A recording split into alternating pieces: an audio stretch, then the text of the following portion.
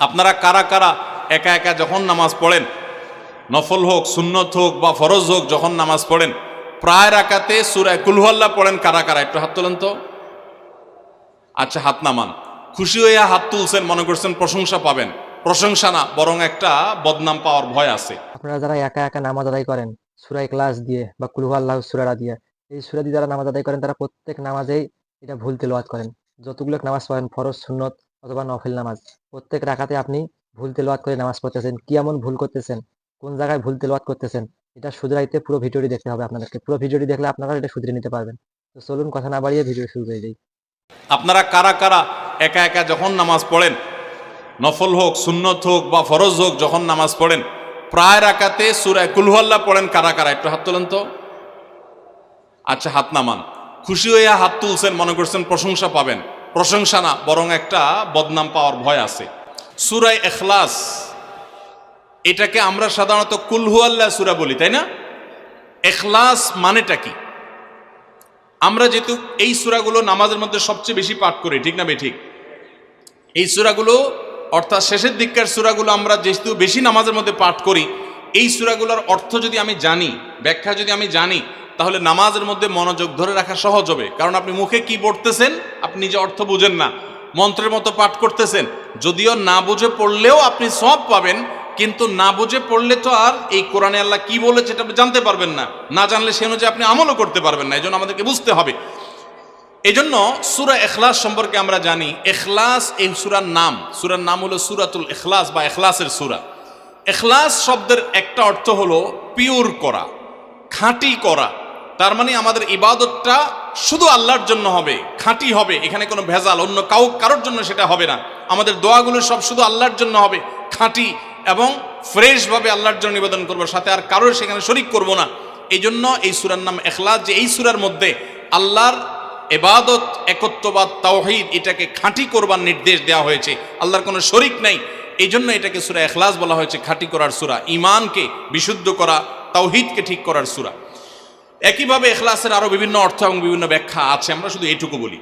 এরপর আসা যাক সূরা কুল হুয়াল্লাহ।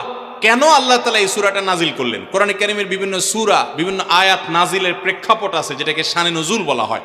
কেন এই সূরা আল্লাহ তাআলা আমাদেরকে দিয়েছেন, এ সম্পর্কে প্রিয় নবী সাল্লাল্লাহু আলাইহি সাল্লামের এক সাহাবী, তার থেকে একটি হাদিস বর্ণিত আছে। সেই হাদিসের আলোকে আমরা জানি যে মক্কার মুশরিকরা, মক্কার কাফিররা, অবিশ্বাসীরা, তারা প্রিয় নবী সাল্লাল্লাহু আলাইহি সাল্লাম যখন তাওহীদের দাওয়াত দিলেন, আল্লাহর পথে আসার দাওয়াত দিলেন, তারা বলল, মুহাম্মদ, আমরা তো সবার বংশ পরিচয় জানি। সেই যুগে মানুষ ওটের পর্যন্ত বংশ পরিচয় জানতো, শিখতো।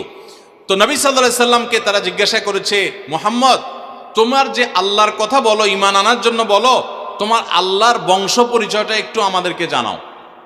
মক্কার মুশরিকদের এরকম হাস্যকর দাবি শোনার পর প্রিয় নবী সাল্লাল্লাহু আলাইহি সাল্লামের প্রতি আল্লাহ তাআলা এই সূরা নাজিল করে তাদের এই প্রশ্নটা যে অবান্তর, আল্লাহ তাআলার যে কোনো বংশ পরিচয় নাই, আল্লাহর যে কোনো জন্মদাতা নাই, তিনি যে কোনো জন্মদাতার মুখাপেক্ষী নন, সে বিষয়টাকে আল্লাহ তাআলা বিশদভাবে এই সূরাতে বিবৃত করেছেন, বর্ণনা দিয়েছেন।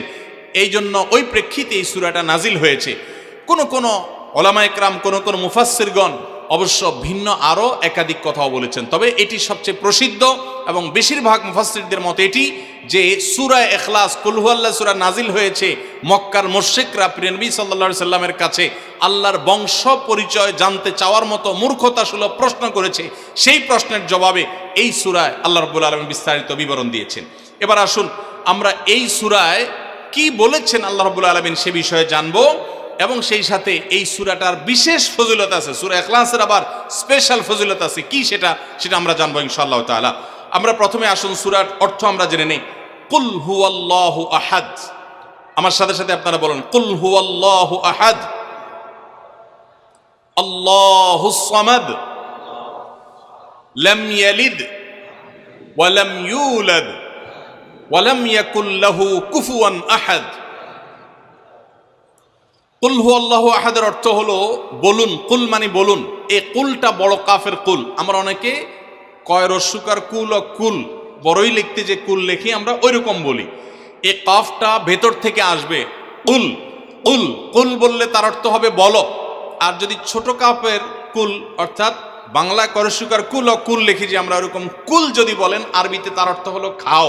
একটা হলো বলো, আরেকটা হলো খাও। অর্থের মধ্যে বেশ কম আছে না নাই? অনেক বেশ কম, কোথায় খাওয়া আর কোথায় বলা। এই জন্য এই কফটাকে একটু শুদ্ধ করার চেষ্টা করতে হবে। কুল ভিতর থেকে কুল, কুল হুয়াল্লাহু আহাদ। এর অর্থ কি? কুল মানে বলুন।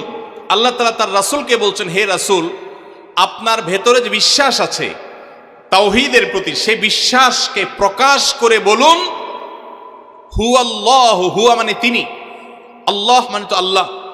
বলুন যে তিনি আল্লাহ, আহাদ মানে একক, অদ্বিতীয়, তার কোনো শরিক নাই, তার কোনো অংশীদার নাই, তিনি একক। বংশ পরিচয়ে তার থাকার প্রশ্নই ওঠে না। যিনি একক, যিনি অদ্বিতীয়, যার কোনো শরিক নাই এবং যার কোনো পার্টনার নাই, যার কোনো ফ্যামিলির সদস্য নাই, যিনি একক, তার বংশ পরিচয় জানতে চাওয়া এটা মূর্খতা এবং অজ্ঞানতা। এই জন্য আল্লাহ রাব্বুল আলামিন জানিয়েছেন কুল হুয়াল্লাহু আহাদ, বলে দিন তিনি আল্লাহ যিনি একক, আল্লাহুস সামাদ, আল্লাহ হলেন সমাদ। সমাদ শব্দের অর্থ হলো যে তিনি হলেন সেই মহান সত্তা, সবাই যার কাছে মুখাপেক্ষী, তিনি কারোর কাছে মুখাপেক্ষী নন। সমাদ মানে হলো যিনি অমুখাপেক্ষী, যিনি কারোর মুখাপেক্ষী না।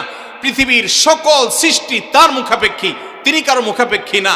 যেহেতু তিনি কারোর মুখাপেক্ষী না, অতএব তার বাপেরও প্রয়োজন নাই, তার মায়েরও প্রয়োজন নাই, তার সন্তানের প্রয়োজন নাই, বন্ধুর প্রয়োজন নেই, তার কারোর কোনো প্রয়োজন নেই। সবার তাকে প্রয়োজন, কিন্তু তিনি কারোর কাছে মুখাপেক্ষী নন। আল্লাহুস সামাদ, লাম ইয়ালিদ ওয়া লাম ইউলাদ। যেহেতু তিনি কারো মুখাপেক্ষী নন, এই জন্য তিনি কাউকে জন্ম দেননি। ওয়া লাম ইউলাদ, এবং তাকেও কেউ জন্ম দেয়নি। যেহেতু তিনি কোনো কারো মুখাপেক্ষী না, এই জন্য তার বাপমারও প্রয়োজন নাই। আমরা দুনিয়াতে আসার জন্য বাপমার মুখাপেক্ষী, বাপমা ছাড়া আসতে পারে না। যেহেতু আল্লাহ কারো মুখাপেক্ষী নন, এই জন্য তার কোনো জন্মদাতার প্রয়োজন হয়নি। ওয়া লাম ইউলাদ, এবং তিনি কাউকে জন্ম দেননি। কারণ আমাদের সন্তান সন্ততি জন্ম দিতে হয় আমাদের প্রয়োজনে, কারণ আমার বংশধারা ধরে রাখতে হবে, আমার নামটা ধরে রাখতে হবে, আমার সম্পদ রক্ষণাবেক্ষণ করতে হবে, বৃদ্ধকালে আমাকে দেখাশোনা করতে হবে। এইসব কারণে আমাদের সন্তানের প্রয়োজন হয়। আল্লাহ তাআলা যেহেতু মুখাপেক্ষী নন কোনো কিছুর প্রতি, এই জন্য তার কাউকে জন্ম দিয়ে তার বংশ টিকায় রাখারও প্রয়োজন নাই, আবার তাকে কেউ জন্ম দেওয়ারও প্রয়োজন নাই। ওয়ালাম ইয়াকুল্লাহু কুফুয়ান আহাদ, আর তার কোনো সমকক্ষ নাই, তার সমান কেউ নাই, তার সাথে কোনো প্রকার সাদৃশ্য হতে পারে এমন আর কেউ নাই। তিনি অদ্বিতীয়, তিনি একক। এই ছোট ছোট 4টি সূরায় আল্লাহ তাআলার 3টি গুণবাচক নাম আল্লাহ উল্লেখ করেছেন। আল্লাহর মূল নাম যেটা, সেটা উল্লেখ করেছেন আল্লাহ, তার জাতে পাকের নাম। আর এর পাশাপাশি আরো 2টি গুণবাচক নাম উল্লেখ করেছেন। এক হলো আহাদ মানে একক, এটা আল্লাহর গুণবাচক নাম। আর এটা হলো সমাদ, এটাও আল্লাহর গুণবাচক নাম। এই নামগুলো আল্লাহ তাআলা উল্লেখ করেছেন। এই যে সূরাটা, সূরা ইখলাস আমরা জানলাম, এর অর্থ আমরা শুনলাম। এই সূরার ফজিলত কি? 3টা ফজিলত আপনারা শুনেন। 1 নম্বর, নবী করিম সাল্লাল্লাহু আলাইহি সাল্লাম বলেছেন এই সূরা ইখলাস এটা হলো কোরআনে কারীমের 3 ভাগের 1 ভাগ। বলেন সুবহানাল্লাহ। সূরা ইখলাস বা কুল হুয়াল্লাহ সূরাটা হলো কোরআনে কারীমের কয় ভাগের 1 ভাগ? 3 ভাগের 1 ভাগ। 3 ভাগের 1 ভাগের মানে কি? এই সম্পর্কে কোন তাফসীরবিদগণ বলেছেন এর মানে হলো গোটা কোরআনে আল্লাহ তাআলা মৌলিকভাবে 3টা বিষয়ের আলোচনা করেছেন। কয়টা বিষয়? এই পুরা কোরআন জুড়ে আল্লাহ তাআলা আলোচনা করেছেন কয়টা বিষয়ে? 3টা বিষয়। নাম্বার 1 তাওহীদ, একত্ববাদ, ঈমান সম্পর্কে। নাম্বার 2 আখবার, বিভিন্ন জাতি গোষ্ঠীর ইতিহাস আল্লাহ এখানে আলোচনা করেছেন। নাম্বার 3 এই কোরআন আল্লাহ তাআলা আলোচনা করেছেন আহকাম বা বিধিবিধান। ঈমানটা মানুষের, বিশ্বাসটা মানুষের সবচেয়ে গুরুত্বপূর্ণ। বিশ্বাস মানুষকে পরিচালনা করে, জন্য কোরআনে এটার আলোচনা সবচেয়ে বেশি। এরপর ইতিহাসের আলোচনা মানুষের অনেক বেশি প্রয়োজন শিক্ষা গ্রহণ করবার জন্য পূর্বের ঘটনাবলী থেকে, সেজন্য সেগুলোও আছে। আর 3 নম্বর বিধিবিধান, মানুষ কিভাবে চললে কোন দিকে গেলে লাভ হবে, কোথায় গেলে ক্ষতি হবে, সে হালাল হারামের বিবরণ কোরআনে আছে। 3টা বিষয়ের আলোচনার মধ্যে একটা হলো তাওহীদ বা ঈমান। এই সূরা ইখলাস এমন একটা সূরা কোরআনের, এই একটা সূরাতে পুরা সূরার 4টা আয়াতের সবগুলো আয়াতে শুধু ঈমান সম্পর্কে, শুধু আল্লাহর জাত সম্পর্কে বলা আছে। বলেন সুবহানাল্লাহ। ভাইরা আমার, এই সূরা ইখলাস বা সূরা কুল হুয়াল্লাহ এটা কোরআনে কারীমের 3 ভাগের 1 ভাগ। এটার একটা ব্যাখ্যা। আরেকটা ব্যাখ্যা হলো কোরআনে কারীম যদি কেউ পুরাটা পড়তে পারে, যে পরিমাণ সওয়াব সে লাভ করবে। শুধু কুল হুয়াল্লাহ সূরা যদি একবার পাঠ করে, কয়বার? একবার যদি পাঠ করে কোরআনে কারিমের 3 ভাগের 1 ভাগ তেলাওয়াত করার সওয়াব আল্লাহ তাআলা ওই ব্যক্তিকে দান করেন। তাহলে যদি কেউ 3 বার পাঠ করে তাহলে এখান থেকে বোঝা যায় যে আল্লাহ তাআলা তাকে পুরা কোরআন একবার তেলাওয়াতের সওয়াব দান করবেন। পুরা কোরআন কষ্ট করে তেলাওয়াত করলে সেটার যে মর্যাদা হবে সেটা অবশ্যই ভিন্নতর, কিন্তু 3 কুল সূরা ইখলাস এটাকে 3 বার পাঠ করলে আল্লাহ রাব্বুল আলামিন কোরআনে কারীমের পূর্ণাঙ্গ কোরআন তেলাওয়াতের সওয়াব পাবেন বলে অনেক উলামা ইকরাম মুহাদ্দিসিন ইকরাম বলেছেন এই হাদিসের আলোকে। এটা হলো এর দ্বিতীয় ফজিলত, প্রথম ফজিলত। দ্বিতীয় ফজিলত হলো আমাদের প্রিয় নবী সাল্লাল্লাহু আলাইহি ওয়াসাল্লামের সময়ে তিনি এক দলকে একটা অভিযানে পাঠিয়েছেন। তাদের মধ্যে যিনি ইমাম সাহেব ছিলেন ওই আল্লাহর বান্দা প্রত্যেক নামাজের মধ্যে যে কোনো সূরা পড়তেন, যে কোনো কেরাত পড়তেন, শেষে সূরা ইখলাসটা অবশ্যই পাঠ করে তারপর রুকুতে যাইতেন। এখন সাহাবীদের মধ্যে একটা প্রশ্ন দেখা দিল যে এই লোকটা প্রত্যেক রাকাত নামাজে সূরায়ে ফাতিহা আলহামদু সূরা পাঠ করার পর যেই সূরাই পড়েন, যেই কেরাতই পড়েন, সাথে আবার কুল হুয়াল্লাহটা কেন পড়েন? আমরা তো নবী সাল্লাল্লাহু আলাইহি ওয়াসাল্লাম কিরম করতে দেখি নাই। তখন সাহাবীরা এসে নবী সাল্লাল্লাহু আলাইহি ওয়াসাল্লামকে জিজ্ঞাসা করলেন, ইয়া রাসূলুল্লাহ, আমাদের ইমাম সাহেব যাকে আমাদের সাথে আপনি দিয়েছেন, যিনি আমাদের সাথে আসেন, এই ব্যক্তি প্রত্যেক রাকাতে অন্য যা পড়ুক আর না পড়ুক এই কুল হুয়াল্লাহ সূরাটা উনি পড়ে, এটা উনি ছাড়ে না, এর কারণটা কি? তখন নবী সাল্লাল্লাহু আলাইহি ওয়াসাল্লাম জিজ্ঞাসা করলেন ওই ব্যক্তিকে যে তুমি কেন এই সূরা পাঠ করো? অবশ্যই অবধারিতভাবে সূরা ফাতিহা না প্রত্যেক রাকাতে ফিক্সড, অন্য কোনো সূরা তো ফিক্সড না, তুমি অন্য যাই পড়ো সাথে প্রত্যেক রাকাতে কুল হুয়াল্লাহ দিয়ে শেষ করে তারপর রুকুতে যাও কেন? তখন সে সাহাবী বলেন, ইয়া রাসূলুল্লাহ, আমি কেন পড়ি? কারণ কোরআনে কারিমে এই একটা সূরা, সূরা ইখলাস বা কুল হুয়াল্লাহ সূরাটা একমাত্র সূরা যেই সূরার শুরু থেকে শেষ পর্যন্ত সবগুলো আয়াতে শুধু আমার আল্লাহর কথা বলা আছে। কোরআনের অন্য কোনো সূরা এমন নাই যেই সূরার শুরু থেকে শেষ পর্যন্ত পুরো সাবজেক্ট আগা টু গোড়া পর্যন্ত সবগুলো বিষয়, সবগুলো আয়াতে শুধুমাত্র আল্লাহর পরিচয় দেওয়া হয়েছে এমন আরেকটা সূরা নেই। যেহেতু এখানে শুধু আল্লাহর কথাই বলা হয়েছে, এই জন্য এই সূরাকে আমার অনেক বেশি পছন্দ হয়, এই জন্য এই সূরাকে অনেক বেশি আমি ভালোবাসি। আমার আল্লাহর আলোচনা এখানে। অন্যান্য সূরাতে কোথাও ইতিহাস, কোথাও হালাল হারাম, কোথাও বিধিবিধান, কোথাও অন্যান্য আলোচনা আছে, কিন্তু এই সূরায় শুধু আমার আল্লাহর কথা বলা আছে। এই জন্য আল্লাহর মহব্বতে এই সূরাকে আমি অনেক ভালোবাসি, কুল হুয়াল্লাহ সূরাকে। নবী করিম সাল্লাল্লাহু আলাইহি ওয়াসাল্লাম তখন বলেছেন, তোমার এই ভালোবাসার কারণে আমার কাছে ওহী আল্লাহ পাঠিয়েছেন যে আল্লাহ তাআলা তোমাকে স্পেশালি ভালোবাসেন। এবং অন্য বর্ণনায় আসছে নবী সাল্লাল্লাহু আলাইহি ওয়াসাল্লাম বলেছেন, হুব্বুকা ইয়্যাহা ইউদখিলুকাল জান্নাহ, তুমি এই সূরাকে যে ভালোবাসো, এই ভালোবাসার কারণে আল্লাহ তাআলা তোমাকে জান্নাতে প্রবেশ করাবেন, সে ওয়াদা করেছে। অতএব ভাইরা আমার, সূরা ইখলাস বা কুল হুয়াল্লাহ সূরাকে স্পেশালি আমরা মহব্বত করব, ঠিক আছে না ইনশাআল্লাহ? এই সাহাবীর পাশাপাশি মদিনায় আরেক সাহাবী, তিনিও ইমামতি করতেন এবং ইমাম হিসাবে দায়িত্ব প্রাপ্ত ছিলেন নবী সাল্লাল্লাহু আলাইহি ওয়াসাল্লাম তরফ থেকে, তিনিও একই কাজ করতেন। তার ব্যাপারে নবী সাল্লাল্লাহু আলাইহি ওয়াসাল্লামের একই রকমের জবাব দেওয়ার কথা আমরা হাদিস থেকে জানতে পারি। সেখান থেকে সূরা ইখলাসের মর্যাদা বোঝা যায়। আমরাও অনেকে সূরা ইখলাস প্রায় রাকাতে পড়ি, আছে না নাই? আপনারা কারা কারা একা একা যখন নামাজ পড়েন, নফল হোক, সুন্নত হোক বা ফরজ হোক, যখন নামাজ পড়েন প্রায় রাকাতে সূরা কুল হুয়াল্লাহ পড়েন কারা কারা? একটু হাত তোলেন তো।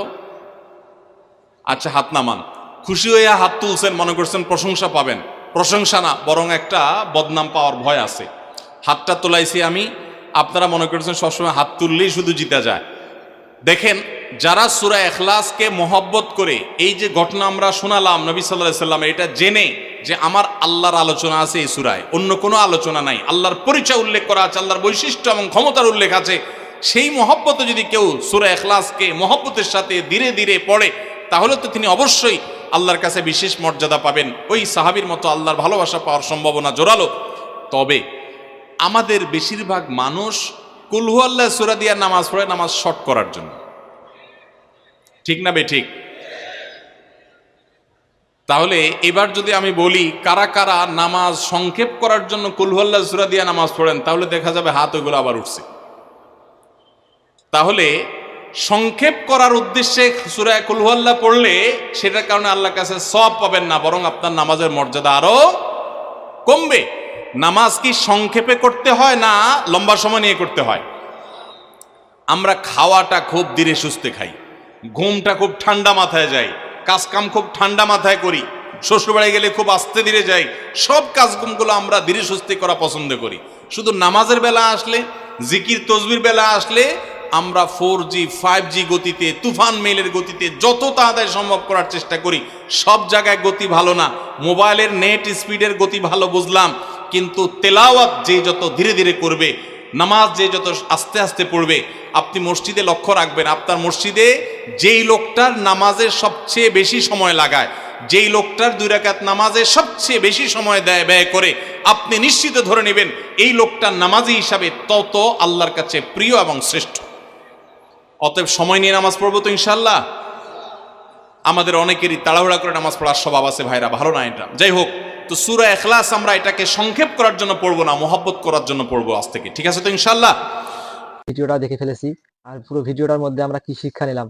যারা কুল হু আল্লাহু সূরাটা দিয়ে খুব দ্রুত গতিতে নামাজ পড়েন তার নামাজের মর্যাদা কমে যাবে, এবং যারা খুব ধীরে পড়েন তাদের নামাজের মর্যাদাটা বেড়ে যাবে। তো আপনারা সবাই সবসময় লং টাইম নিয়ে পড়ার চেষ্টা করবেন। নামাজের সময় আমরা দেখি যে দ্রুত নামাজ পড়ার জন্য আমরা ব্যবহার করি কুল হু আল্লাহু সূরাটা, সূরা ইখলাস। তো এটা আমরা করবো না, এটা থেকে দূরে থাকবো। আর নামাজ পড়ার সময় সবসময় সবাই ধীর গতিতে পড়বেন এবং অনেক সময় নিয়ে নামাজ পড়বেন, দ্রুত পড়বেন না। তবে এই ছিল আজকের ভিডিওটি কেমন লেগেছে অবশ্যই একটা লাইক দিয়ে জানিয়ে দিবেন, আর চ্যানেলটিকে সাবস্ক্রাইব করে নেবেন, ভিডিওটি শেয়ার দিয়ে দিবেন। এতক্ষণ অবধি ভিডিওটি দেখার জন্য ধন্যবাদ।